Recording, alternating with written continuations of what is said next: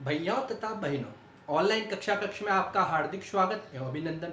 हमने पिछले वीडियो में अध्याय 3 प्रारंभ किया तथा अध्याय 3 में हमने सीखा नया अनुपात निकालना, गेन रेशियो तथा हमने गुडविल, पुरानी गुडविल को बंद करना तथा नई गुडविल का मूल्यांकन कर कर सी को क्रेडिट करना और शेष रहे साझेदार को गेन रेशियो में डेबिट करना सीखा। अब हम लेंगे रिवैल्यूएशन अकाउंट, संचित लाभों हानियों का समायोजन, अवकाश ग्रहण करने वाले साझेदार को देय राशि का भुगतान। रिवैल्यूएशन अकाउंट सर्वप्रथम प्रारंभ करते हैं। रिवैल्यूएशन अकाउंट हमने पहले भी बनाया, जिसमें क्या होती थी, संपत्तियों के मूल्य में बढ़ता था तो हम बढ़ाते थे, घटता था तो घटाते थे, दायित्व के मूल्य बढ़ता था तो बढ़ाते थे, दायित्व के मूल्य घटते थे तो घटाते थे। उन सब के कारण हमें या तो लाभ होती थी या हानि।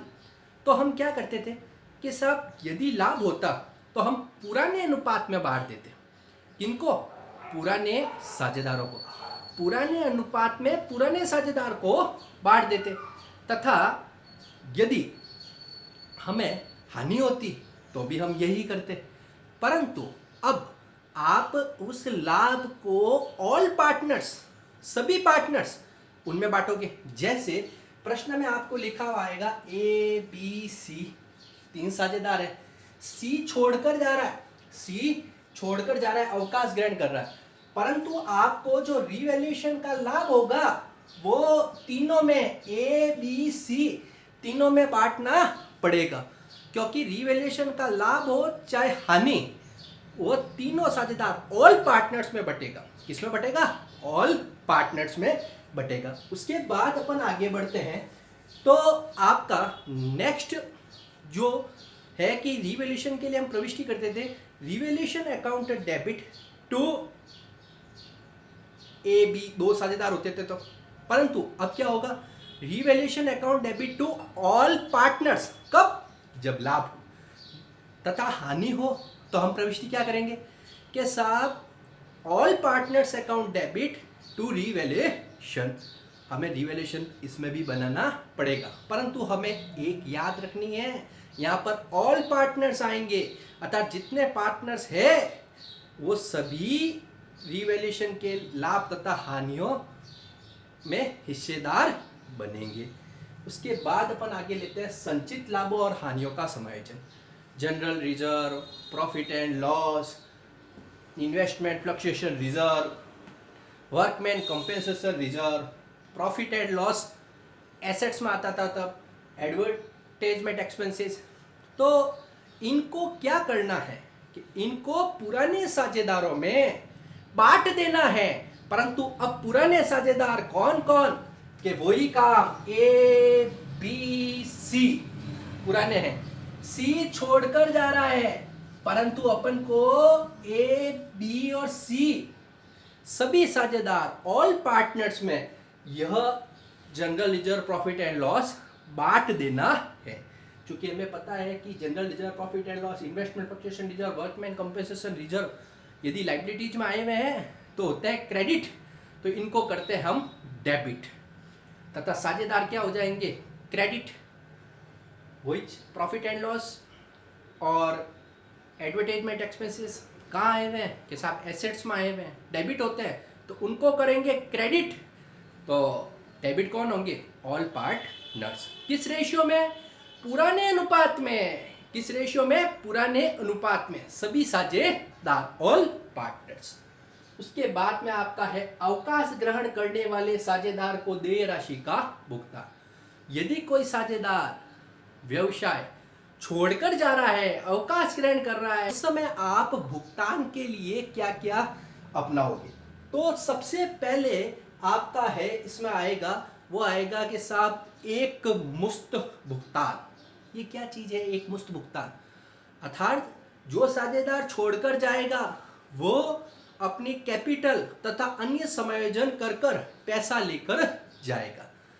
समायोजन अर्थात अपन पार्टनर्स कैपिटल अकाउंट बनाते थे, पार्टनर्स कैपिटल अकाउंट में सबसे पहले बैलेंस बीडी लिखते थे, जनरल रिजर्व का फायदा होता था देते थे, उसके बाद में रिवैल्यूएशन का लाभ होता था, यदि गुडविल होती पुरानी तो उसको ख़त्म कर देते।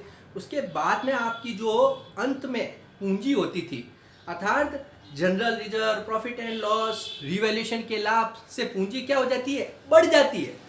तथा यदि फर्म की गुडविल पहले से खुली है तो उनसे क्या हो जाएगी, घट जाएगी। रिवैल्यूएशन का लॉस होगा तो उससे क्या हो जाएगी, घट जाएगी। तो अंत में जो पूंजी है, उस पूंजी में जो जाने वाला है वो अपना हिस्सा लेकर जाएगा, वो हिस्सा लेकर जाएगा। तो हमें पता है कि मान लो उसकी पूंजी 50,000 है, 10,000 जनरल रिजर्व का लाभ मिल जाएगा, उसके बाद में रिवैल्यूएशन का लाभ 5,000 है तो वो मिल जाएगा। कुल मिला के वो कितने रुपए लेकर जाएगा, 65,000 रुपए। और अपने फर्म के पास पर्याप्त कैश है तो वो 65,000 रुपए हम उसे एक मुश्त एक साथ पैसे दे देंगे। तो उसके लिए हम प्रविष्टि क्या करेंगे, तो उसके लिए हम प्रविष्टि करेंगे कि साहब कैपिटल हर समय होती है क्रेडिट, तो जा कौन रहा है, कि साहब सी जा रहा है, तो सी जो कि क्रेडिट होता है कैपिटल के रूप में, उसको कर देंगे हम डेबिट। तो प्रविष्टि करेंगे C's capital account debit to cash या बैंक।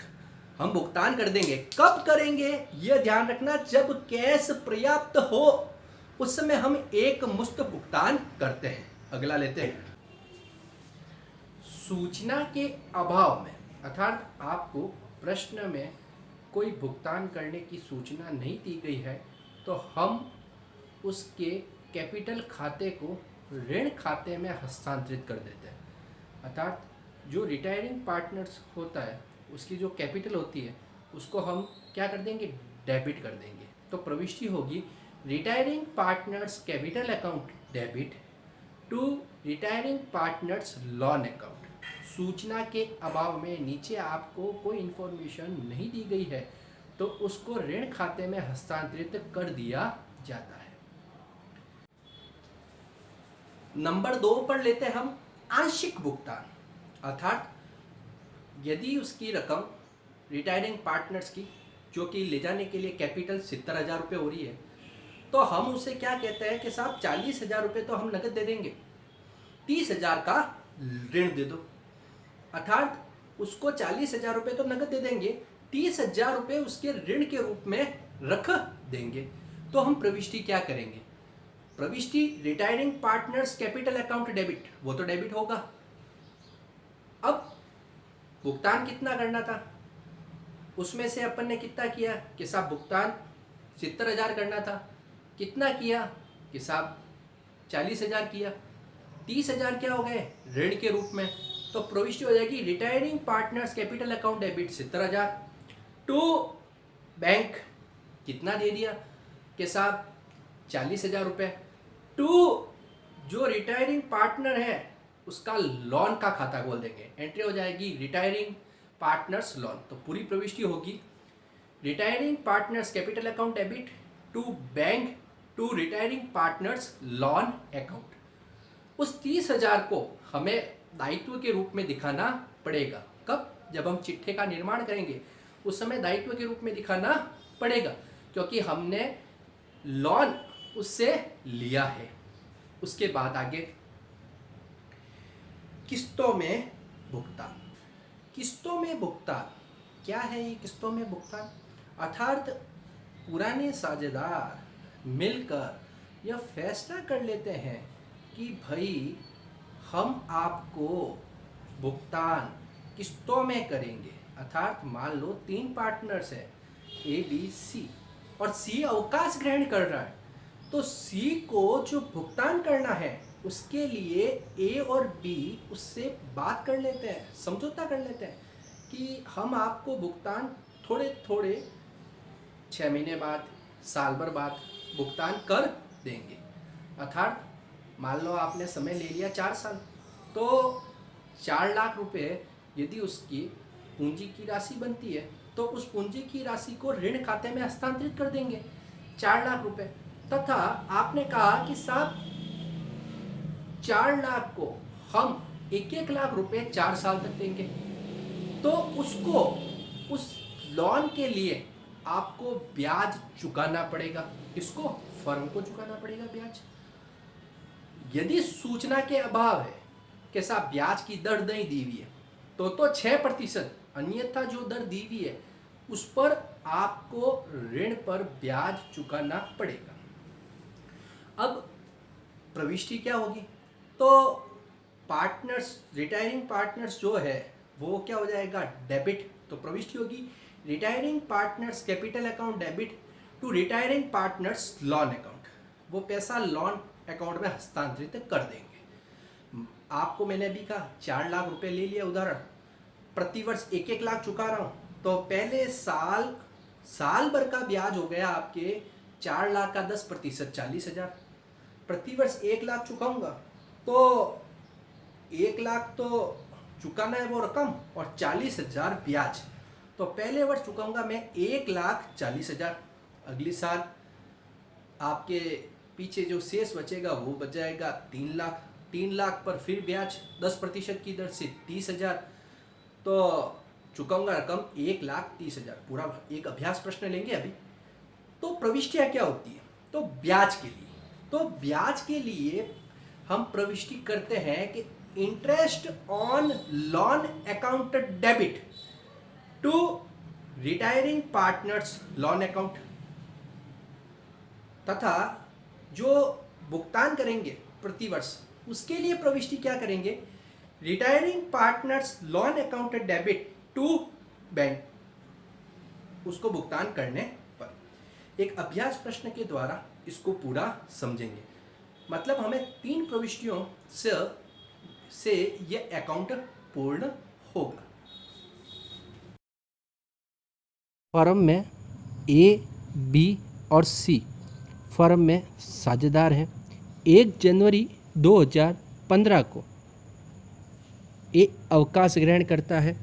अवकाश ग्रहण करने की तिथि पर फर्म ने उसे कुल 80,000 देने हैं। उसे यह राशि प्रत्येक वर्ष के अंत में किस्तों में देने का समझौता किया गया। मतलब प्रति वर्ष के अंत में किस्तों में देंगे।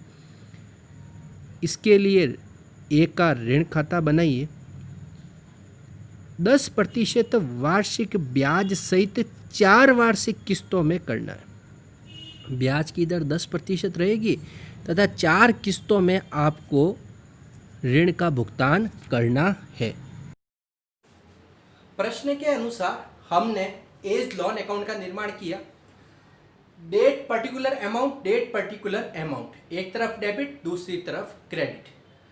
चूंकि हमने उसकी पूंजी खाते को ऋण खाते में हस्तांतरित कर दिया तो हमने प्रविष्टि की थी A's capital account debit to A's loan account, क्योंकि उसका जो कैपिटल अकाउंट है वो हमने ऋण खाते में हस्तांतरित कर दिया। तो कैपिटल हर समय क्रेडिट होती है तो उसको डेबिट कर दिया। तो A's capital account debit to A's loan account. तो ए का लॉन क्या हुआ? क्रेडिट। तो ए के लॉन के क्रेडिट में लिख दिया बाई एज कैपिटल अकाउंट 80,000। यहां से हमारा प्रश्न स्टार्ट हुआ। डेट डाल दी 2015 जनवरी 1। उसके बाद में कह रहा है 4 वार्षिक किस्तों में भुगतान करेगा। प्रतिवर्ष 80,000 रुपए का ऋण है। 4 किस्तों के लिए हम लगाएंगे 80,000 में 4 का भाग, तो प्रतिवर्ष किस्त आएगी 20,000 रुपए। प्रश्न को आगे बढ़ाते हैं। 20,000 रुपए आएगी। तो प्रश्न के अनुसार 80,000 के ऋण पर वर्ष भर का ब्याज, 80,000 का 10% वर्ष भर का 8,000 रुपए। तो हम 8,000 के लिए प्रविष्टि करेंगे interest account debit to A's loan account. अब ए का लॉन क्या हुआ? क्रेडिट। तो ए के लॉन के क्रेडिट में लिखेंगे बाई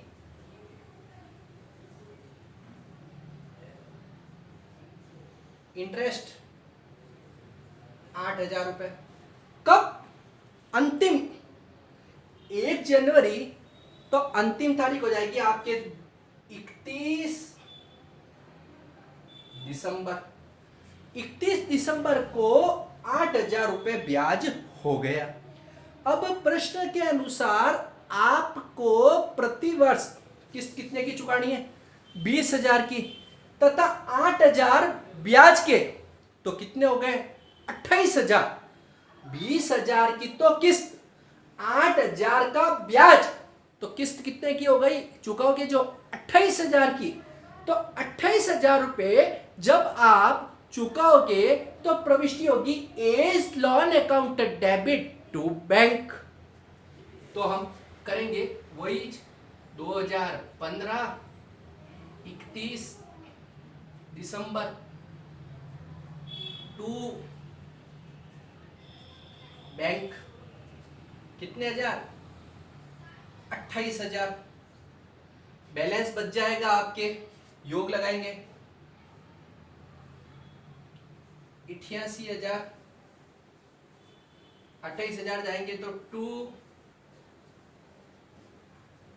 बैलेंस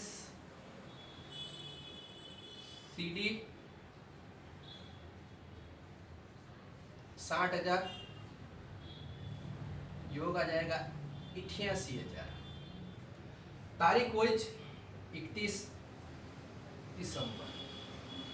अगले साल यह बैलेंस सीडी जो कि क्या बन जाएगी, बीडी, तो हम लिखेंगे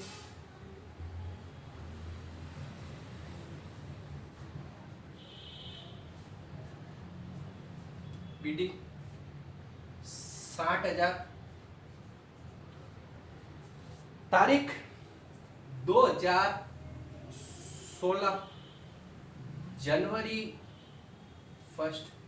अब आपके जो ब्याज लगेगा वो ब्याज 60,000 पर लगेगा, क्योंकि शेष रकम 60,000 की है। 60,000 का 10% होगा ब्याज 6,000, प्रविष्टि वही करेंगे, interest account debit to A's loan account by interest,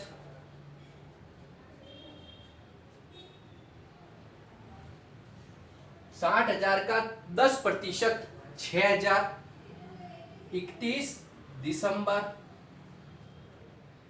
उसके बाद किस्त 20,000 प्लस ब्याज के 6,000 रकम और 6,000 ब्याज के, कितने हो गए 26,000 टू बैंक,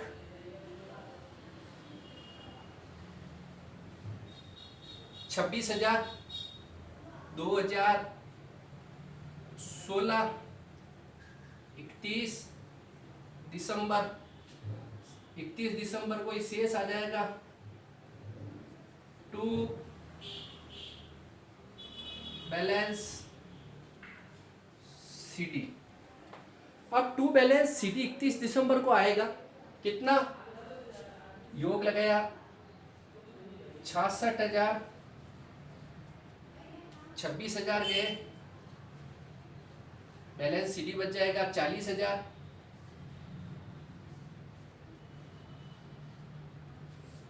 बैलेंस सीडी निकाल दिया।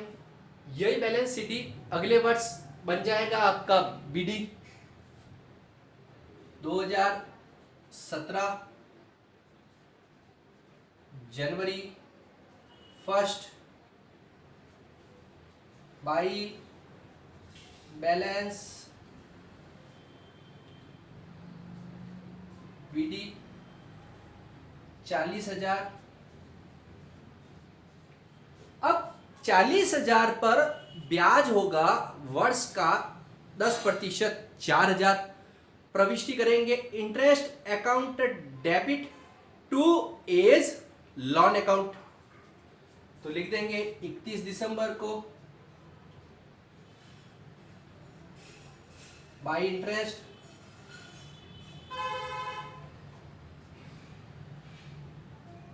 4,000,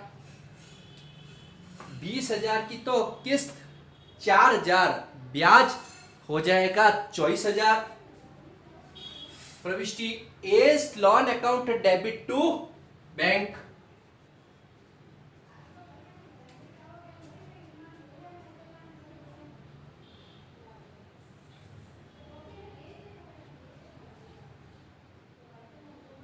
दो 2017 31 दिसंबर, वापिस 31 दिसंबर को ही टू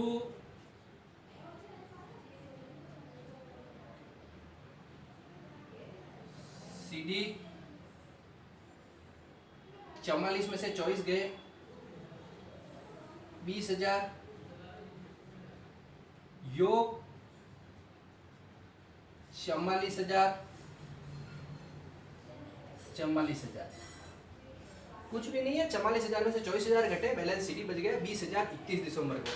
अगले साल 2018 फिर बैलेंस सीडी बढ़ जाएगा बीडी पाई बीडी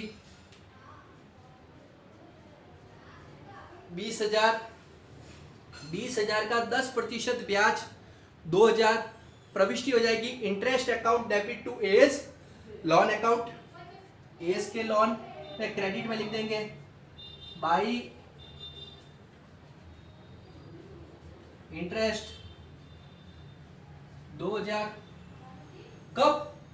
या तो आएगी जनवरी 1, जबकि यहां आएगी आपकी 31 दिसंबर। ब्याज अंत में लगता है इसलिए 31 दिसंबर 2000। 20,000 प्लस 2,000 ब्याज के, तो आप चुकाओगे किस्त टू बैंक कितने हजार? 22,000। कब चुकाओगे के साथ? 2018 और 31 दिसंबर योग हो जाएगा 22,000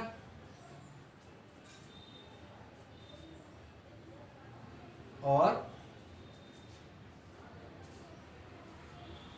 22,000। इस प्रकार हमारा प्रश्न पूर्ण हो जाएगा। हमने क्या किया? कुछ नहीं है, पहले 80,000 पर 8,000 ब्याज लगाया, 20,000 प्लस 8,000 28,000, फिर 60,000 का 6,000 ब्याज, 20 प्लस 6 26, फिर शेष 40,000, 10% 4,000, 20 प्लस 4 24,000, फिर 20,000, 2,000 ब्याज 22,000। प्रश्न इस प्रकार चूकते हुए अंत में पूर्ण हो गया। तो जो रिटायर्ड हो रहा है उसे हम कहेंगे रिटायरिंग पार्टनर्स। चूंकि हमें पता है कि यदि कोई व्यक्ति व्यापार से अवकाश ग्रहण करेगा तो वो अपनी कैपिटल के रूप में पैसे लेकर जाएगा, तो कैपिटल हर समय होती है क्रेडिट, उसको कर देंगे डेबिट। तो प्रविष्टि हो जाएगी retiring partners capital account debit to cash या बैंक। कब? जब पर्याप्त तरलता हो, पैसे हो, उस समय भुगतान कर सकते हैं। अब आगे लेते हैं कि साहब आपके आया कि कभी कभी बैंक से ऋण लेकर भी अवकाश साझेदार को भुगतान किया जाता है, अर्थात जो अवकाश ग्रहण कर रहा है उस साझेदार को भुगतान करना है, तो उसके लिए हम बैंक से लोन लेते हैं। तो भैया बैंक से लोन लेने जाओगे तो बैंक वाले आपको लोन देंगे तो प्रविष्टि करेंगे bank account debit to bank loan. आपकी बैंक बढ़ जाएगी और दायित्व में बैंक लोन आ जाएगा, अर्थात प्रविष्टि हुई bank account debit to bank loan ऋण लेने पर। तो आपके दायित्व में बैंक लोन तथा बैंक बढ़ गई। अब आप उसको भुगतान कर दोगे क्योंकि आपकी बैंक बढ़ चुकी है, तो प्रविष्टि कर दोगे retiring partners capital account debit to bank, भुगतान कर दिया।